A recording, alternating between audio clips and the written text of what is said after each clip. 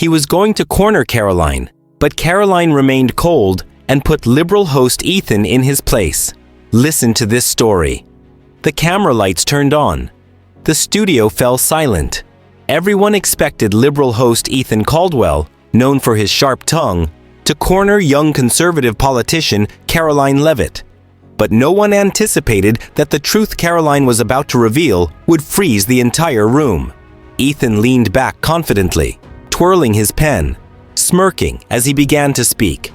Republicans always talk about protecting taxpayers' money, but let's be honest, your administrations also spend lavishly.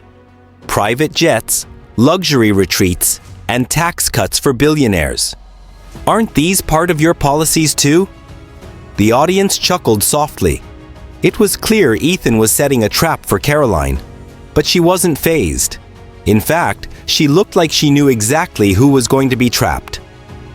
Karoline locked eyes with Ethan, leaned slightly forward, and dropped a thick file on the table. "If you want to talk about waste," she said, "let's take a look at where the real waste is." The audience exchanged curious glances. Ethan's smirk began to fade. Karoline opened the file, carefully selected a few pages, held them up, and continued. The Biden administration spent $50 million on distributing condoms in Gaza. Can you believe that? While middle-class American mothers struggle to feed their children, we're sending millions overseas. The studio fell into stunned silence. Ethan's pen slipped from his hand. Some audience members exchanged shocked looks, while others held their breath. The producers, watching from behind the scenes, were frozen. Ethan's face went blank, then turned red. He swallowed hard, scrambling to find words. "Well, I'm sure this spending is part of a larger plan," he stammered. Karoline didn't hesitate. "A larger plan? While Americans can barely afford groceries and our borders are in crisis, this is the priority? Tell me, Ethan, did taxpayers agree to this?" Some in the audience started clapping. Others shook their heads. Ethan desperately looked to the producers for help, but they were just as frozen as he was. Finally, his only way out was to end the conversation. Forcing an awkward smile, he nodded. "Unfortunately, we're out of time," he said, trying to keep his voice steady. "Karoline, thanks for being here." Karoline smiled, leaned back, and replied with a wink. "Anytime." The cameras cut, but the storm had just begun. Clips of the interview spread like wildfire on social media. Karoline Leavitt destroys liberal host on live TV. Headlined viral videos with millions of views.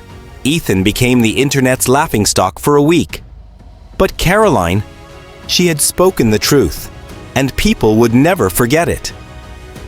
The next morning, news channels were flooded with discussions about the interview. Political analysts debated the implications of Karoline's statement. Some liberal commentators tried to downplay the moment, calling it sensationalism. But even they couldn't deny the impact. Conservative commentators, on the other hand, hailed Karoline as a fearless truth-teller, someone who dared to expose the wasteful spending that politicians tried to hide. Meanwhile, Ethan remained silent. He avoided social media, refused interview requests, and even canceled his next show appearance. The public had turned on him, and there was nothing he could do to undo the damage. As for Karoline, she received thousands of messages from supporters, praising her courage.